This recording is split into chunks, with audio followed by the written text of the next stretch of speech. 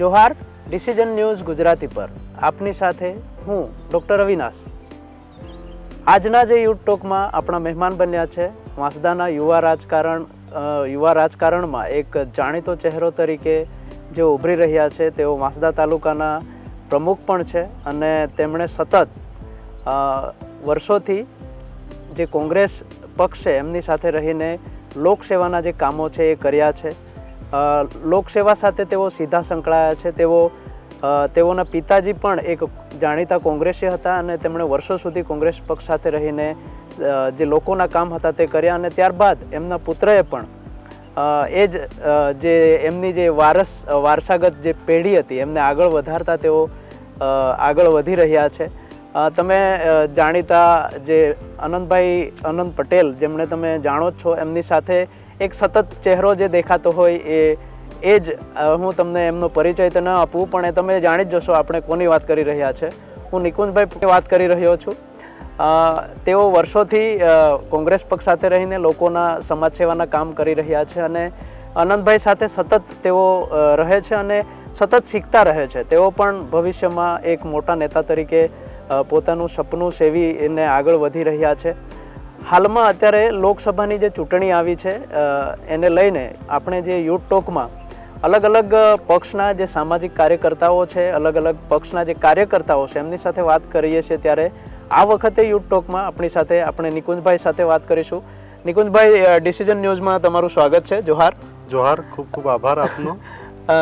સૌથી પહેલાં મારે એ તમને પૂછવું છે કે જો નિકુંજભાઈ તરીકે તમને કોઈ ઓળખવા માંગે તો એક શબ્દમાં કેવી રીતે તમારી ઓળખાણ આપશો તમે? નિકુંજભાઈ એટલે કોણ?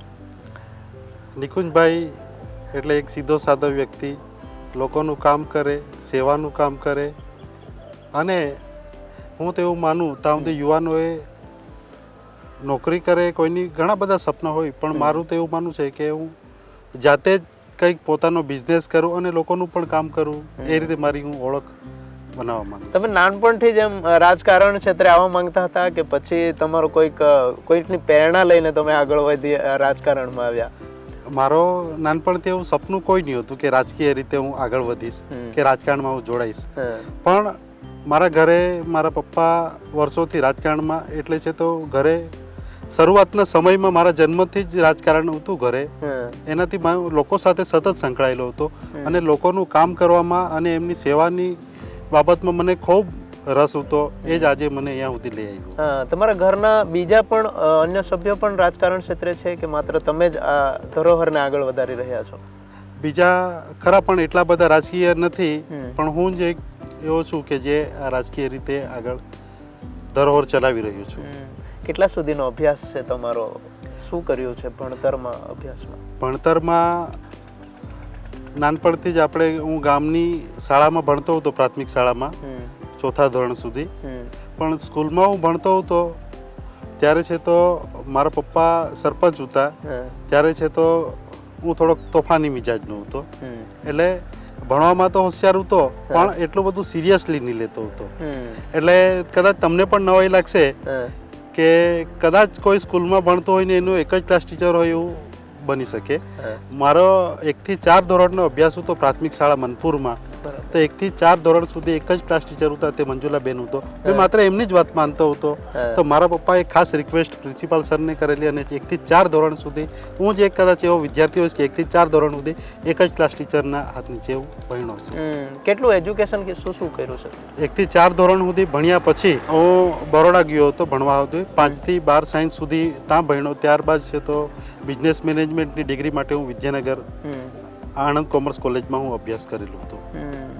એટલે બિઝનેસ મેનેજમેન્ટ કર્યું છે તો આ તો આખું અલગ છે. પોલિટિકલ બેકગ્રાઉન્ડમાં તમે ઘૂસી ગયા? હા, મારું જીવન જ એ છે, વિવિધતાથી ભરેલું. મેં સાયન્સ કર્યું, ત્યારબાદ છે તો બિઝનેસ મેનેજમેન્ટની ડિગ્રી કરી અને સાથે મારા ઘરે નર્સરીનો બિઝનેસ ચાલે. અને ત્યારબાદ છે તો રાજકીય વાત આવે તો 2011થી મેં સક્રિય પોલિટિક્સમાં જોડાયો એવું કહી તો ખોટું નહીં. જ્યારે મારી અનંતભાઈ સાથે મુલાકાત થઈ, આપણા લોકલાડીલા ધારાસભ્ય છે, મારા પપ્પા ને એવું ગામ લોકો એવું કહેતા હતા મારા જન્મ વખતે ત્યારે કોઈ આપણું રાજકીય સપનું નહીં હતું. પણ મારા જ્યારે બાળપણમાં જ હતું ત્યારે મારા વડીલો જે ખરા, પપ્પાના મિત્રો વડીલ બધા કે એ લોકો એવું કહેતા કે બાપ કરતા સવાયો નીકળશે એવું બધા અમારા ગામના વડીલો તે વખતથી કહેતા હતા. ને મારા પપ્પા બી કંઈક વાર હસતા મજાક થોડુંક સ્વીકારી લે છે કે કદાચ મેં નહીં સપનું પૂરું કર્યું હોય તે કદાચ મારો દીકરો પૂરું કરશે, એવું મારા પપ્પાની એક મનથી લાગે છે ને કદાચ એમનું સપનું પણ હશે. અને અનંતભાઈ સાથે મેં સતત 2011થી રાજકીય રીતે જોડાયો, પછી મેં સતત કામગીરી કાર્યરત છું. બરાબર છે. અત્યારે જે તમને હોદ્દો વાંસદા તાલુકા પ્રમુખનો મળ્યો છે, એનાથી તમે સમાજમાં કયા કયા કામો કર્યા છે, અને આપણા જે આદિવાસી સમાજની વાતો આવે તો કયા પ્રશ્નો આપને દેખાય છે કે આ પ્રશ્નો પર કામ કરવું જોઈએ? હું વાંસદા કોંગ્રેસ પ્રમુખ બન્યા પહેલાં વાંસદા યુવક કોંગ્રેસ પ્રમુખ હતો. એ રીતે મને રાજકીય રીતે સક્રિય થોડુંક બધી જ રીતે હું અનુભવ હતો. પણ જ્યારથી હું પ્રમુખ બન્યા પછી છે તો કોઈ પણ કામ હોય જે ખરેખર ચૂંટાયેલા સભ્યો, તાલુકા સભ્યો, જિલ્લા સભ્યો કે ઘણા લોકોએ કરવું જોઈએ તે કામ પણ મેં જાતે કર્યા છે. ઘણા બધા લોકોની રજૂઆત કરી. એ પાણીનું કંઈ હેન્ડપંપ બગડી જાય તો અમે રજૂઆત કરીએ છીએ.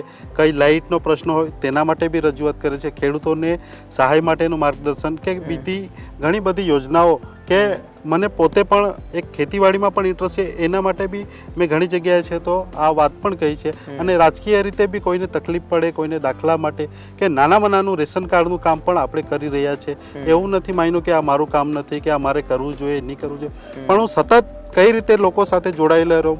સુખ દુઃખની વાત આવે ત્યાં પણ આપણે જઈએ છીએ. કોઈને અડધી રાતના દવાખાનાનું કામ હોય ત્યાં પણ જઈએ છીએ. લોહીની જરૂર પડીએ ત્યારે પણ આપણે મદદરૂપ થઈએ છીએ. કોઈક છે તો ગરીબ પરિવાર હોય તો કોઈને આર્થિક રીતે પણ થોડી ઘણી આપણાથી મદદ થાય એટલી કરી પણ રહ્યા છે. એવી રીતે ઘણી રીતે આપણે જેટલું બને એટલું સેવાકીય કામ રાજકારણમાં રહીને આપણે કરી. બરાબર છે. તમે જે વાત કરી એ પ્રમાણે આપણે જોઈએ તો તમારા જે નાનપણથી અત્યાર સુધીના કદાચ સંઘર્ષોના દિવસો કદાચ ઓછા હોય કાં તો વધારે હશે. તમે શું કહેશો? સંઘર્ષના દિવસો તમને એવું ક્યારે લાગ્યું કે હવે હું સંઘર્ષ કરી રહ્યો છું? સંઘર્ષ તો વ્યક્તિના દરેકના જીવનમાં હોય છે, એ મોટો માણસ હોય કે નાનો માણસ હોય. પણ સંઘર્ષ આપણને ક્યારે મોટો લાગે? મારા હિસાબે કે જ્યારે આપણે સામાન્ય પરિવારમાંથી આવતા હોય તો આપણને સંઘર્ષ હોય તો પણ એટલે આપણને અસર નથી થતી. પણ જ્યારે આપણે એક નામી પરિવારમાંથી હોય, સારા પરિવારમાંથી આવે ત્યારે જે કંઈક આપણી હાથે વીતતું હોય ત્યારે સંઘર્ષ આપણને ખૂબ મોટો દેખાય. હું પણ તમારા જીવનમાં કોઈ સંઘર્ષનો કિસ્સો કે જે તમે દર્શકો સાથે રજૂ કરશો? હા, એવા ઘણા બધો સમય જ્યારે સંઘર્ષ એવું લાગ્યું. રાજકીય રીતે બી સંઘર્ષની વાત કરીએ તો હું પણ ચૂંટણી લડ્યો ત્યારે હારેલો, પણ મને એ વાતનું દુઃખ નથી પણ એનો આનંદ છે. બરાબર. કઈ ચૂંટણી લડ્યા હતા તમે? અમે સરપંચની ચૂંટણી પણ લડેલો અને તાલુકાની ચૂંટણી પણ લડેલો. એમાં મને હાર મળી, પણ એ વાતનું મેં પોઝિટિવ લીધું. કંઈક મારા વ્યવહારમાં ખામી હશે, કંઈક મને લોકોના સંપર્કમાં કંઈક મારી ચૂક હશે, એ મેં નિજીવી માર્જિનથી 8-9 મતથી કે 100 મતથી એવા મતોથી હું હારેલો, પણ એ મેં સ્વીકાર લીધું. અને તેમ છતાં મેં સતત પ્રયત્નશીલ રહ્યો અને લોકોના કામ કરતા રહ્યા. અને આપણે હારને મેં નેગેટિવલી નહીં લીધી અને સુધારતો ગયો અને આજે લોકો વચ્ચે હું વધારે સારી રીતે પ્રેઝન્ટ કરી રહ્યો છું એવું મને લાગે છે. આવા સમયે ક્યાંક આપણને તૂટી જવાતું હોય છે. તમને લાગ્યું અને ક્યારે તમને અહેસાસ થયો કે હું તૂટી રહ્યો છું? ને એવા સમયે તમારા એવા કયા 5 ફ્રેન્ડ હતા જે તમને સપોર્ટેડ પર્સન હતા? કે કઈ ફેમિલી સપોર્ટ હતું કે ફ્રેન્ડ સર્કલ સપોર્ટ હતું? ખાસ કરીને આમાં ખરેખર મને એવું લાગ્યું કે મારે રાજકારણ છોડી દેવું જોઈએ. કાં તો ઘણા લોકોએ એવું કીધું કે મને આ તારો વિષય નથી, તું તારા બિઝનેસ છે એમાં ધ્યાન આપ, બધી રીતે તારી પર બીજું બધું બી ઘણા બધા ઓપ્શન છે. પણ મને એક છે તો સૌપ્રથમ તો મારા પપ્પા જે રાજકીય રીતે વાંસદા ખાતે એમને ભીષ્મ પિતા તરીકે પણ ઓળખાય છે, કેશુભાઈને, પણ એમના મને ઘણીવાર હિંમત આપી કે હાર નહીં માનવાની. ને સાથે આપણા ધારાસભ્ય શ્રી આનંદભાઈ પટેલ, એને મેં મારા એક રાજકીય રીતે નહીં પણ એક મારા પોતાના મોટા ભાઈ તરીકે હું માનું છું. એમની પ્રેરણા થકી ખાસ એમ 2 જણ મારા આઇકોન છે એમ કહે તો બી ખોટું નહીં. એમના થકી જ હું રાજકીય રીતે ધીરે ધીરે પાછા મેં પગલાં ભરતો ગયો અને ચાલતો ગયો. ને બીજા ઘણા બધા મિત્રો છે કે જેમણે મને રાજકીય રીતે સપોર્ટ કર્યો કે નહીં હાર નહીં માનવાની. આ તો ઘણા બધા આવા તો આવ્યા જ કરશે આજે નહીં કાલે.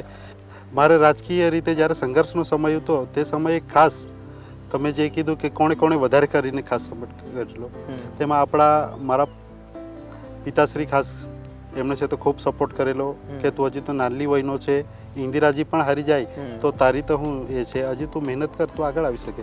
અને સાથે મારા મિત્ર અને આપણા ધારાસભ્ય શ્રી અનંતભાઈ પટેલે ખૂબ સપોર્ટ કરેલો એમણે કે છે તો આપણે હાર નથી પાડવાની, હજી તો ઘણી બધી લડાઈ બાકી છે. અને એની સાથે સાથે આપણા વાસદાના મારા મિત્ર રાજીતભાઈ પાનવાલા અને ઇલિયાસભાઈ પ્રાણિયાએ સતત મારી સાથે એક ગુરુની રીતે કેવું કે એક સારા મોટા ભાઈ તરીકે મને ખૂબ સપોર્ટ કર્યો અને રાજકીય રીતે મને કદી જ નાસીપાસ નહીં થવા દીધો. અને તું તો હજી શરૂઆત છે તારી, મેં તો 22 વર્ષે લડેલો, એટલે છે તો તારે ચિંતા કરવાની જરૂર નથી. પણ 22 વર્ષે તો આપણે કોલેજ કાળમાં હોઈએ ત્યારે તમે ચૂંટણી લડેલા, એટલે એક રીતે જોવા જઈએ તો ખરાબ. પણ મારા મતે એવું થયું કે જે વ્યક્તિ ચૂંટણી હારે એને છે તો લોકોની કિંમત ખબર પડે કે લોકો સાથે કઈ રીતે રહેવું, ને હાર પછી વ્યક્તિ આગળ વધે એ કદાચ ખૂબ સારી રીતે આગળ વધી શકે છે. ખાસ કરીને તમને વધારે વખત આપણે આદિવાસી સમાજના જે પ્રશ્નો છે, જે સમસ્યાઓ છે, એ મુદ્દે અનંતભાઈ સાથે અમે જોઈએ છીએ. ત્યારે મારે પૂછવું છે કે તમને શું લાગે છે આ જે આદિવાસી સમાજના પ્રશ્નો છે, જે જમીન સંપાદનનો પ્રશ્ન હોય, પછી જંગલ જમીનના પ્રશ્નો છે, એ આદિવાસી સમાજ માટે કેટલા પ્રાણઘાતક છે? તમને શું લાગે છે? આદિવાસી સમાજ, આપણે તો શરૂઆતથી જ આપણે સમાજ સાથે જ રહેલા અને આપણે એટલું જાણીએ છીએ કે આપણા આદિવાસી સમાજ ખૂબ ભોળો છે. એનું પોતાનું હકનું કોઈ લઈ લે તો બી કદાચ નહીં બોલે એવો હોય. આજે એ સામાન્ય પ્રશ્નો નથી, એવા કંઈ કેટલા પ્રશ્નો છે આદિવાસી માટે. ને આદિવાસી સમાજ એક એવો સમાજ છે એ કદાચ જળ વગર, જંગલ વગર કે પોતાની જમીન વગર એનું અસ્તિત્વ જ નથી, કાં તો જીવી જ નહીં શકે. એ જ્યાં સુધી પોતાના ખેતરમાં કે પોતાના વિસ્તારમાં નહીં ફરે ત્યાં સુધી એના માટે કંઈ નહીં કરી શકે. અનંત પટેલ સાહેબ આપણા કાયમ છે તો લોકોના હિત માટે લડે છે. અમે હર હંમેશા એમની સાથે હોઈએ છીએ. બને ત્યાં સુધી કઈ રીતે આપણે આપણા સમાજને સપોર્ટ કરીએ છીએ એ ખૂબ મહત્વની વાત છે. અને સરકારે પણ આવા વિકાસના કામો કરે એમાં વાંધો નથી, પણ આવા વિનાશકારક પ્રોજેક્ટો આદિવાસી વિસ્તારમાં બંધ કરી દેવા જોઈએ. તો છે તો આદિવાસી સમાજ, એક શિક્ષણ ઓછું છે અને એની રોજગારી પણ ઓછી છે. જો આ જમીન બી નહીં રહેશે તો એનું અસ્તિત્વ મટી જશે. શું કરવું જોઈએ તમારા મતે? જો તમને પૂછવામાં આવે, દાખલા તરીકે તમને એક દિવસના મુખ્યમંત્રી બનાવી દેવામાં આવે અનિલ કપૂરની જેમ, તો તમે સૌથી પહેલા આદિવાસી સમાજ માટે કયા નિર્ણયો લો? સૌપ્રથમ તો આદિવાસી યુવાનો જે શિક્ષિત છે એને ખરેખર નોકરી આપવી જોઈએ, એ લોકોને રોજગારી આપવી જોઈએ. ને આ સૌપ્રથમ પહેલા તો આ વિનાશકારી પ્રોજેક્ટો જેટલા છે એટલાને બધાને હું બંધ કરી દેતો. કાયમિક માટે થતે તો કાયમિક માટે બંધ કરાવી દેતે. તો પછી ડેવલપમેન્ટના કામો કયા કરો તમે? ડેવલપમેન્ટના ઘણા બધા કામો છે ને આપણા વિસ્તારમાં, જે કંઈ છે તો કૃષિ છે કે પછી બીજી રોજગારી ઘણી બધી છે ને, નર્સરી ક્ષેત્ર હોય કે ઘણા બધા છે, તો જે નેચરને ઉપયોગી બી થાય એવા પણ રોજગાર આપી શકાય ને. માત્ર આજ કરવાનું છે એવું નથી ને. બરાબર છે. હાઈવે માટે એ તો માત્ર ટ્રાન્સપોર્ટની વાત છે, એના માટે કંઈ મોટા ઉદ્યોગો લાવવાની જરૂર નથી. અહીંયા આપણે ખેતીવાડી ક્ષેત્ર બી ઉદ્યોગો થઈ શકે, એને એક્સપોર્ટ કરી શકાય. પછી આપણી પાસે સારી સુગર મિલો છે તો એને ડેવલપ કરી શકાય છે, એ આપણી પાસે છે જ, એને તો કોઈ જોતું નથી. શેરડીના ભાવો સારા આપે તો ખેડૂતો કેમ ન કરે? ભાત છે તો સારી ક્વોલિટીનું આપણે એક્સપોર્ટ કરાવીએ તો ખેડૂતો કેમ નહીં કરે? સારા પ્લાન્ટ આપણે એક્સપોર્ટ કરી શકે એવા લોકો પાસે ક્ષમતા છે તો એ રોજગારી આપણે કેમ નહીં કરી શકીએ? આવા ઘણા છે તો આપણા યુવાનો પણ તૈયાર છે ને આવા સ્કિલવાળા લોકો પણ છે. વાંસદા તાલુકામાં આપણી પાસે બાયફ આવેલું છે, તે લોકોએ કેટલું બધું ડેવલપ કર્યું, આખો વિસ્તારને ડેવલપ કર્યું છે. આવું બી કરી શકાય છે. એક એવી સંસ્થા કરી શકે તો આ સરકાર કેમ નહીં કરી શકે? એવી રીતે ઘણી રોજગારની તકો ઊભી કરી શકાય છે. આપણે અહીંયા જો વલસાડ અને નવસારી લોકસભાની સીટ જોઈએ, બેઠક જોઈએ, તો એમાં આ વિસ્તારમાં ઘણી ખરી ફેક્ટરીઓ કે કંપનીઓ પણ આવી છે. તો હજુ નવી નવી કંપનીઓ કેટલી સરકાર અહીંયા નાખી રહી છે? તમને શું લાગે છે એના વિશે? શું આ આખું પર્યાવરણ પ્રદૂષણ તો દિવસે ને દિવસે આખા દક્ષિણ ગુજરાત વિસ્તારમાં વધી રહ્યું છે ને આ વિશે કોઈ વાત પણ નથી કરતું નેતાઓ. માત્ર જંગલ જમીનનો મુદ્દો તો ખરો જ, પણ આ જે પ્રદૂષણ છે પર્યાવરણનું, એના વિશે પણ વાત કરવી જોઈએ એમ તમને નથી લાગતું? ચોક્કસ. આ વાપી, વલસાડ, પારડી આખો વિસ્તાર લોકસભામાં, વલસાડ ડિસ્ટ્રિક્ટની વાત કરીએ તો સૌથી વધારે ઇન્ડસ્ટ્રી એરિયો છે. ત્યાં ખરેખર ઉદ્યોગ હોય તો બી પણ આવા પ્રદૂષણ માટે નહીં થાય એની તકેદાર રાખવી જોઈએ. પછી જ્યાં જ્યાં છે તો ખાલી જગ્યા હોય ત્યાં વૃક્ષારોપણ કરવું જોઈએ. સાથે વિકાસ સાથે આ પર્યાવરણને બી સાચવવું ખૂબ જરૂરી રહ્યું છે આજે. અત્યારે હસદેવનો મુદ્દો એક મહિનાથી જ ઉઠી રહ્યો છે, પણ કોંગ્રેસ એને સપોર્ટ નથી કરતું કે બહાર નથી આવ્યું એ મુદ્દે, રેલીઓ કે પછી સભાઓ નથી યોજી રહ્યું. એનું કારણ શું આપને લાગે છે? એ હસદેવનો મુદ્દો છે એ ખરેખર ખૂબ સંવેદનશીલ છે. એ માત્ર કોંગ્રેસનો મુદ્દો નથી, માત્ર આદિવાસીનો નથી, એ ત્યાંના વન્યજીવોનો પણ મુદ્દો છે.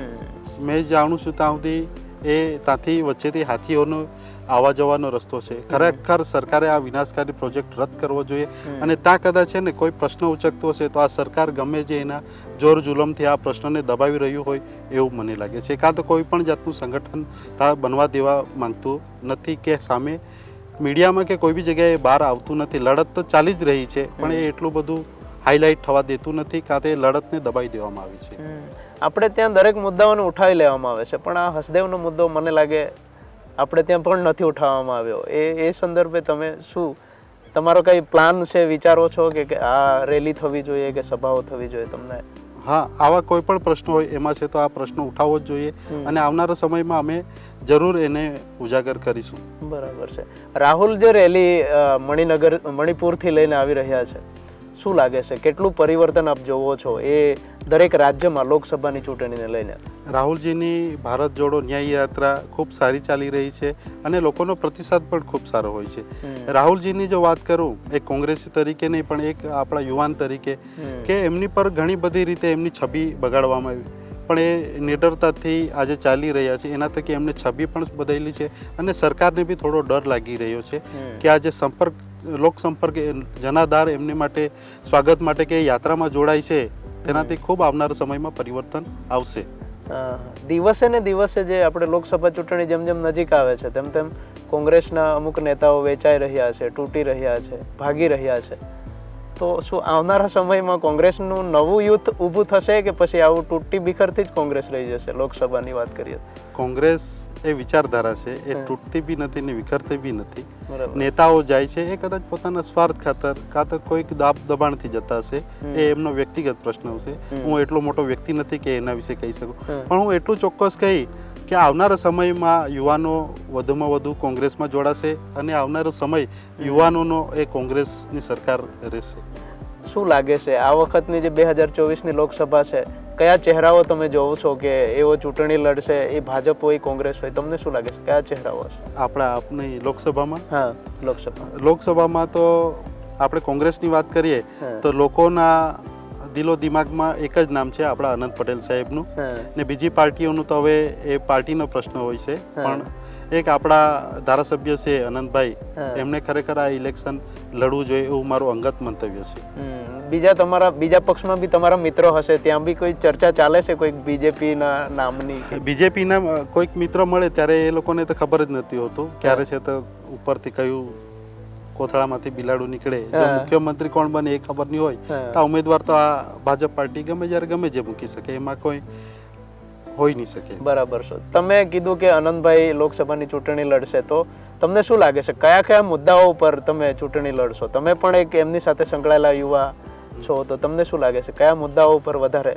સૌપ્રથમ તો અનંતભાઈ લોકસભામાં લડે તો ઘણા બધા એવા પ્રશ્નો છે કે જે એવો કોઈ વ્યક્તિ તો અહીંથી વલસાડથી આપણે મોકલીશું કે જે ખરેખર સંસદમાં એક રજૂઆત કરશે અહીંની વાસ્તવિકતા.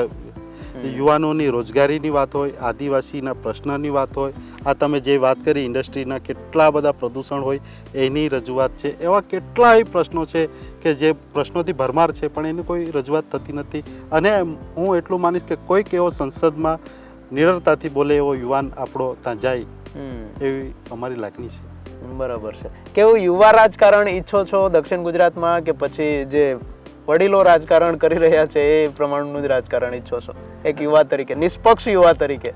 યુવા રાજકારણની વાત કરું, એમાં રાજકારણમાં કોઈ પણ હોઈ શકે, વડીલ અનુભવી પણ હોઈ શકે, યુવા જોશીલો પણ હોઈ શકે, એ બેમાંથી કોઈ પણ હોય, પણ એનું કામ છે તો વિકાસને કે છે તો વિસ્તારને, પ્રશ્નને વાચા આપવાનું અને જે કંઈક લોકોની સુખાકારી હોય એના માટે એ રાત દિવસ કામ કરતો હોય, એ મારું અંગત મંતવ્ય. એ કોઈ પણ હોઈ શકે, વડીલ હોય કે યુવાન હોય, એની સાથે આપણે કોઈ નિષ્પક્ષ નથી. આવનારા સમયમાં આદિવાસી સમાજ માટે કયા એવા પ્રશ્નો છે જે એમને આદિવાસી સમાજને નાશવંત તરફ લઈ જશે? આવનારા સમયમાં આદિવાસી માટે તો હર હંમેશા કંઈ ને કંઈ પ્રશ્ન હોય જ છે, પણ આદિવાસી સમાજ જો રોજગારી કાં તો નોકરી એને સરકારી નોકરી નહીં મળશે, કાં તો જો પોતે કંઈક કામ ધંધો નહીં કરી શકશે તો આવનાર સમયમાં આદિવાસી માટે વધારે ખતરો રહી શકશે. આદિવાસી સમાજને આપણે જ્યારે જોઈએ છે ત્યારે બે વિભાગ પડે છે, એક રાજકારણ તરફ પણ નીકળી જાય છે અને એક વર્ગ એવું કહે છે કે જે આપણી પરંપરા હતી, રૂઢિગત પરંપરા, એ હિસાબે આપણે આગળ વધવું જોઈએ. એક એવું કહે કે તમારા પાસે રાજકીય પરિબળ સિવાય બીજો કોઈ વિકલ્પ જ નથી. તો આ બંને વચ્ચે સાચું કોણ છે? એ લોકો ભ્રમિત થઈ રહ્યા છે કે કરવું શું? વાત તમારી એકદમ સાચી છે. એવા ઘણા બધા પ્રશ્નો હોય જે એક આપણી પરંપરા અને સંસ્કૃતિ જે આપણે અસ્તિત્વ સાચવવું છે, પણ રાજકીય રીતે હવે હું રાજકીય રીતે નહીં જોડાવું તો મેં આદિવાસી તરીકે કામ કરતો હોત તો કદાચ છે તો મેં આટલો બધો કામ નહીં કરી શકત. એટલે આપણે પરંપરા બી સાચવવાની છે ને રાજકીયમાં તમે યુવાનો જોડાય, સારા યુવાનો જોડાય તો જ છે તો હજુ સારી રીતે આપણા આદિવાસી સમાજનું પણ આપણે નામ ઊંચું કરી શકીએ છીએ અને આપણી અસ્મિતા સાચવી બની શકીએ છીએ. આદિવાસી સમાજમાં મોટા ભાગે આપણે જોઈએ તો હાલનો જે મુદ્દો છે એ જમીન સંપાદનને લઈને જ છે. તો જમીન સંપાદન માત્ર ને માત્ર આદિવાસી વિસ્તારોમાં થાય છે એ આપણે નજરે પણ દેખાય છે.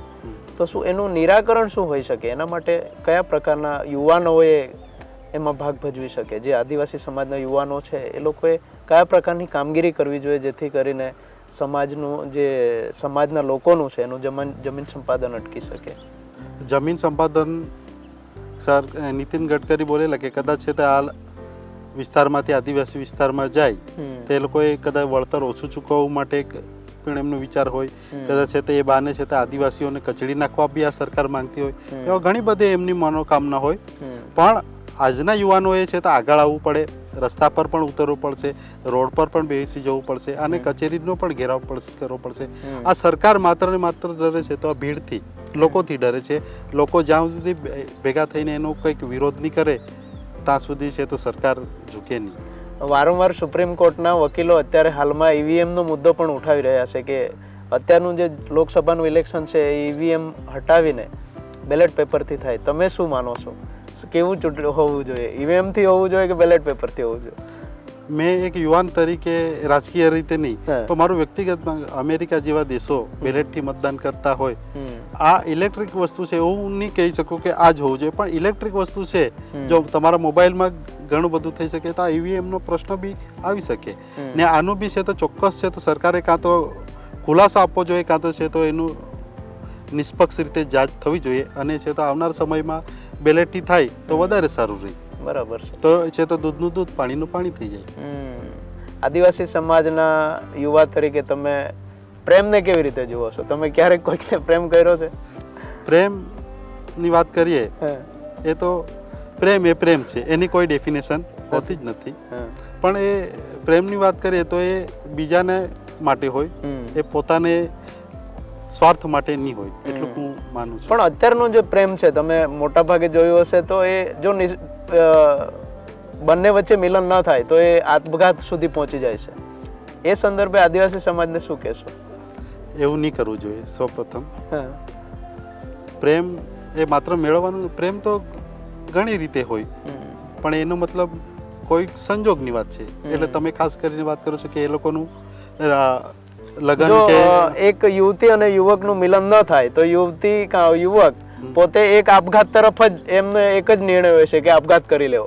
આ આપણા આદિવાસી સમાજની સૌથી મોટી હાલમાં એ સમસ્યા દેખાઈ રહી છે. ઘણી જગ્યાએ મેં જોયું છે ને ગયેલા પણ છે. કોઈ ફાંસી ખાઈ લે છે, કોઈ દવા પી લે છે. પણ મારે તો આ વિનંતી છે કે ડિસિઝન ન્યૂઝથી કે લોકોએ આ જે યુવાનો છે એમણે પ્રેમ કરેલો હોય તો પણ છે તો આવું બધું પગલાં નહીં વાંચવું જોઈએ. થોડુંક આપણા માતા પિતાનું પણ વિચારવું જોઈએ. કંઈક આપણા નિર્ણય ખોટા પણ હોઈ શકે એ પણ વિચારવું જોઈએ. અને આપણે છે તો આપણી યુવાન વય છે જ્યારે આપણી નાની ઉંમરે અમુક ડિસિઝનો આપણાથી નહીં થાય, આપણા વડીલો બી કરી શકે. કોઈનું મિલન થાય, કોઈનું નિહો થાય, એ તો સંજોગની વાત છે. સાચી વાત છે. હવે મારે છેલ્લે પૂછવું એ છે કે શું એક આદિવાસી યુવા તરીકે તમે આદિવાસીયત વિશે શું વિચારો છો? આદિવાસીયત એટલે શું તમારા મતે? આદિવાસીયત એટલે આપણી ઓળખાણ જ છે. આપણી જે પરંપરા છે, આપણો જે પહેરવેશ છે, રીતિ રિવાજો છે, કાં તો જે આપણી અંદર આપણે ખાસ કરીને આપણે કસ્બાવાદી કહેતા આપણે એક સંગઠનથી રહીએ એ જ આપણી ખાસ ઓળખાણ છે. અને આદિવાસી યુવાન તરીકે આપણે એક આધુનિકતા તરફ હોઈએ તો કંઈ નહીં, પણ બીજો છેડો આપણા પરંપરા છે એને આપણે બિલકુલ ભૂલવું નહીં જોઈએ, રીતિ રિવાજોને પણ નહીં ભૂલવું જોઈએ. એ પછી લગ્ન પ્રસંગ હોય, મરણ પ્રસંગ હોય, દેવનો પ્રશ્ન હોય કે માવલીનો પ્રસંગ હોય, કોઈ પણ પ્રસંગ આપણે છે તો યુવાનોએ એમાં ભાગ લેવો જોઈએ અને એ પરંપરા બી સાચવવી જોઈએ. અને સાથે એક આધુનિકતા તરફથી જે કંઈ આપણે વિકાસ કરવો હોય, આપણો પોતાનો હોય, પરિવારનો હોય, બેઉ તરફી આપણે વિચારવું પડશે. લોકસભાની ચૂંટણી આવશે, અનંતભાઈ લોકસભાના ઉમેદવાર તરીકે જાહેર થશે. જો જીતી ગયા તો વાંસદાનો જે આખો વિસ્તાર છે એ ખાલી પડશે. શું તમે ધારાસભ્યના સપના જોશો? એ રાજકીય રીતે એવું કંઈ સપના નહીં હોય. જો આપણે એક યુવાન તરીકે કદાચ કોઈને મારી કામગીરી ગમશે કાં તો હું એ લાયક બનીશ તો લોકો મને કે આગેવાનો વિચારશે, એ તો લોકો પર છે અને આગેવાનો પર છે, એ એમનો નિર્ણય રહેશે. આ હતા નિકુંજભાઈ, જેમણે ખુલ્લા દિલથી આપણી સાથે વાતો કરી. એ એમના સપનાને લઈને હોય કે પછી એમણે જે જીવનમાં સંઘર્ષો વેઠ્યા છે એના પણ કિસ્સા આપણને સંભળાવ્યા અને તેઓ પ્રેમ વિશે અંગતપણે શું માને છે, એક યુવા એ રાજકારણમાં આવવા પહેલાં શું ધ્યાન રાખવું જોઈએ અને કેવી રીતે વર્ષોની મહેનત પછી એક યુવા રાજકારણ માટે તૈયાર થાય છે. એમની એ જીતી જાગતી મિસાલ છે. એમણે વર્ષો સુધી એક જ પક્ષને લઈને કામ કર્યું છે અને લોકોના દરેક મુદ્દાઓને એમણે વાચા આપી છે. આદિવાસી સમાજના કોઈ પણ મુદ્દા હોય, કોઈ પણ પ્રશ્નો હોય, તેની સામી સાતીએ એઓએ વિરોધ કર્યો છે, રેલીઓ યોજી છે, સભાઓ કરી છે અને સતત અહીંના જે હાલમાં લોકસભાના ઉમેદવાર એવું એમણે જાહેર પણ કરી દીધું છે અને ધારાસભ્ય છે વાંસદા ચીખલીના, એમની સાથે અનંત પટેલ સાથે તેઓ સતત રહે છે અને સતત રાજકારણને શીખતા રહે છે અને લોકોને શીખવતા પણ રહે છે. આવા જ યુવાનો સાથે આપણે યુથ ટોકમાં અલગ અલગ આગળ વાત કરીશું અને આપણે એમના જીવન સંઘર્ષો અને એમના તમામ જીવન વિશેની માહિતી મેળવતા રહેશું. નિકુંજભાઈ, તમે અમારી સાથે જોડાયા, તમારો ખૂબ ખૂબ આભાર. Thank you. ખૂબ ખૂબ આભાર. ડિસિઝન ન્યૂઝના બીજા વિડીયો જોવા માટે ચેનલ સબસ્ક્રાઇબ કરો અને બેલ આઇકન બટન પર જઈ ક્લિક કરો. સ્વતંત્ર અને આઝાદ પત્રકારત્વની મદદ કરવા નીચે આપેલા થેન્ક્સ બટન પર જઈ ક્લિક કરો. મદદની કિંમત નિશ્ચિત કરો અને ડિસિઝન ન્યૂઝની આ સફરમાં અમારા સાથી બનો.